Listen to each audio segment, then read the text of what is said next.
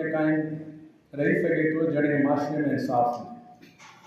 इंसाफ़ फराहम करण जे लाइ सिर्फ़ और सिर्फ़ जज काफ़ी ना है। इन अमल में वकीलन जो भी एतिरो ही वॾो पार्ट आहे जेतिरो जजन जो आहे। जेतिरी सुठी तैयारी सां पंहिंजे क्लाइंट जे केस के हवाले से जज साहिबान वकला साहिबान जज साहिबान के असिस्ट कंदा, इंशाअल्लाह इंसाफ़ की फराहमी जेकी आहे ओतिरी बहितर थींदी।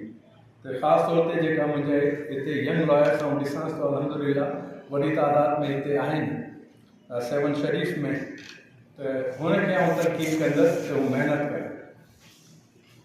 तव्हांजे लाइ ज़बरदस्त कैरियर आहे एज एन लॉयर।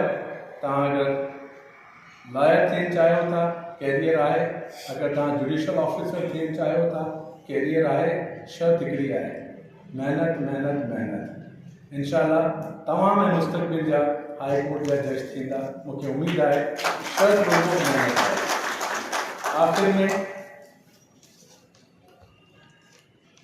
शाह साहब जी दुआ सां ऐं तव्हां सां इजाज़त वठंदुसि, छो त मुंहिंजो सफ़र जेको आहे थोरो डिघो आहे। साईं नम सदाई करी मची सिन सुकार दोस्त मिठा दिलदार आलम सब आबाद।